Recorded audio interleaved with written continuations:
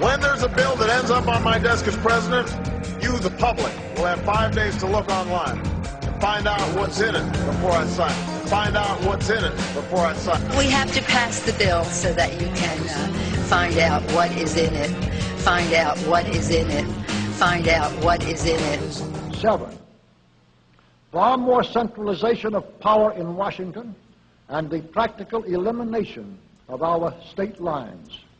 There is a many-faceted drive at work to have our state lines eventually mean no more within the nation than our county lines do now within the states. The Bush administration's open borders policy and its decision to ignore the enforcement of this country's immigration laws is part of a broader agenda. President Bush signed a formal agreement that will end the United States as we know it, and he took the step without approval from either the U.S. Congress or the people of the United States. It's a deal that few have even heard of. It's being done again by very few people at the very top on behalf of the investment class, but the working class of people, political officials across our country, from communities, from cities and so forth, they don't know anything about this. In the 21st century, we are defined not by our borders. In the 21st century, we are defined not by our borders. In the 21st century, we are defined not by our borders. So I say to you and to the Mexican people, let us stand together. Let us face the future together. Let us work together. Trabajemos juntos. Apart from that, I think one thing people who are dollar-based need to focus on is the Amero. That's the one thing that nobody's talking about that I think is going to have a big impact on everybody's life in Canada, the U.S., and Mexico. The Amero is the proposed new currency for the North American community, which is being developed right now between Canada, the U.S., and Mexico to make a borderless community, much like the EU, and the dollar, Canadian dollar, U.S. dollar, and the Mexican peso replaced by the Amero.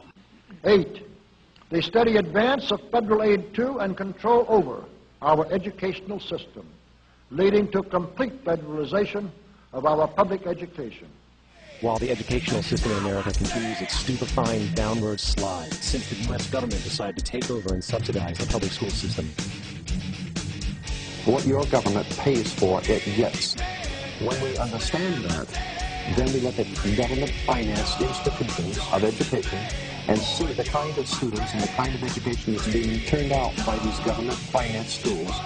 Logic will tell you that if what is being turned out in those schools was not in accord with what the state and the federal government wanted, then it would change it.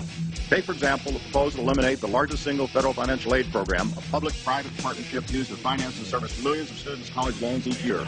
Most Americans would never have predicted such a proposal was on the table, much less that would be included in a bill aimed at reshaping our health care system. This bill would force every college student and every college in America into a one-size-fits-all program and transform the U.S. Department of Education into one of our nation's largest banks. It takes a temporary problem, the need for increased federal financing of student loans in the face of a global financial crisis, and makes it permanent federal policy. This will put taxpayers on the hook for at least $100 billion a year in direct government lending, and likely much more as college costs continue to rise. That means, conservatively speaking, the U.S. government will take on an additional $1 trillion in long-term debt over the next decade. Additional $1 trillion in long-term debt over the next decade. Additional $1 trillion in long-term debt over the next decade. Additional $1 trillion in long-term debt over the next decade. 9, a constant hammering into the American consciousness of the horror of modern warfare, the beauties and the absolute necessity of peace. Peace always on communist terms, of course. Eyewitness reports suggest around a dozen U.S. warships and aircraft carriers, as well as one Israeli warship, have passed through the Suez Canal, supposedly heading towards the Persian Gulf. Well, reports are circulating that the U.S. is amassing a greater military presence in the Middle East. The alleged build-up is also rumoured to involve the Israeli use of Saudi Arabian airspace. It's thought by some to be in preparation for an attack on Iran. It's an interesting thing, when Barack Obama came into office, he had been elected kind of as an anti-war-ish candidate. And people thought that he was going to wind the various wars down. But in fact, he came into office, he almost immediately doubled down on Afghanistan, on the Afghan war. I will promise you this, that if we have not gotten our troops out by the time I am president, it is the first thing I will do. I will get our troops home. We will bring an end to this war. You can take that to the bank. Base building. We now have about 400 bases, large to small, in that country. And that was just Afghanistan. We just learned from the Washington Post the other day, for instance, that while at the end of the Bush period, there were 60 countries with U.S. Special Operations Forces in them. A year and a half later, there's 75 countries. That, even though it's not called the global war on terror anymore, the global war on terror, by no name whatsoever, has actually expanded. The first budget, real Obama budget for the Pentagon, that was the fiscal year 2010 budget, went up by Bush increments. Well, Moscow's warned Washington against striking Iran. Russia's chief of staff revealed on Wednesday the U.S. could attack Iran after wrapping up its campaigns in Iraq and Afghanistan. Russia is not afraid of a possible U.S. attack on Iran. We're just trying to predict the consequences of such a move. This is an important issue for us, as Iran is located near our borders, and it worries us. Another issue is that Iranian society is highly politicized and spiritually strongly united. The Patriot Act, Homeland Security, the Military Tribunals Act, and other legislations are all completely and entirely designed to destroy your civil liberties and limit your ability to fight back against what is coming.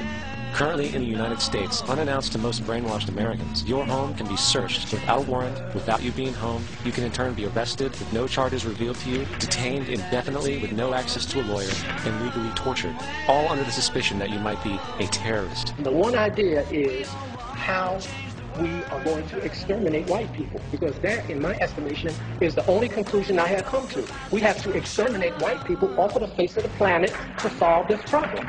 There's a double standard in America today. Black folk, especially racist blacks, have the freedom of expression when it comes to the issue of race and morality. But white folks are made to be quiet. I mean, I haven't full watcher certificate, so I can go inside. I think it might be a little bit intimidating that you have a stick in your hand. That's why, you know? Yeah. I mean, that's a weapon, so that's why I'm a little worried. The Department of Justice went after those new Black Panthers, won the case, and was ready to talk sentencing, when suddenly, under the new leadership of Eric Holder, someone at the DOJ made the call to drop the case. I hate white people. All of them. Every last iota of a cracker, I hate it. We didn't come out here to play together. There's too much serious business going on in the black community to be out here sliding through South Street with white, dirty, cracker whore on our arm, and we call ourselves black men with African garb on. What the hell is wrong with you, black man? You had a doomsday with a white girl on your damn arm. You want freedom? You're gonna have to kill some crackers. You're gonna have to kill some of their babies. The message that we bring is we want to bring a little bit more of a revolutionary context to this. Why is it that these people, these frail, racist white people, want to keep us out of this country? It's not because simply the color of our skin. It's not simply because they just want to exploit us. Let me tell you why. Because on this planet right now, 6 billion people, at the forefront of the revolutionary movement is the raza. When you go to Venezuela, they know that we no longer will fall to these lies called borders. We know a Salvadoran and a Guatemalan and Nicaraguense and Mexicano, there's no damn difference. We are all one people. So with that in mind, we see ourselves, all of us here, as the northern front of a Latin American revolutionary movement. Mexican government could actually be helping illegal immigrants sneak into the U.S. KDBC foreign news reporter Marian Martinez is live in the newsroom. Marian, how is the Mexican government helping? Well, Kristen, a group sponsored by the Mexican government helps immigrants lost in the desert find their way to routes that will lead them to the U.S. Instead of worrying about whether immigrants can learn English, you need to make sure your child can speak Spanish. We have an aging white America. They are not making babies. They are dying. It's a matter of time. It's not enough to elect Latino leadership. If they're supporting legislation that denies the undocumented, they don't belong in office, friends. The debate about the issues and what Barack Obama has done with his campaign is they've tried to paint it as a race war for the most part, saying that anytime you criticize me, Barack Obama, it's an attack against me because of race. A wonderful man there, Reverend Bright. Right, and who was my pastor, and he is a wonderful man. Black knows what it means to be a black man living in a country and a culture that is controlled by rich white people. Now, God bless America. God damn America. And 10, the consequent willingness of the American people to allow the steps of appeasement by our government, which amount to a piecemeal surrender of the rest of the free world and of the United States itself. We are 5 days away from fundamentally transforming the United States of America. We are 5 days away from fundamentally transforming the United States of America. We are 5 days away from fundamentally transforming the United States of America. We are 5 days away from fundamentally transforming the United States of America. We are 5 days away from fundamentally transforming the United States of America.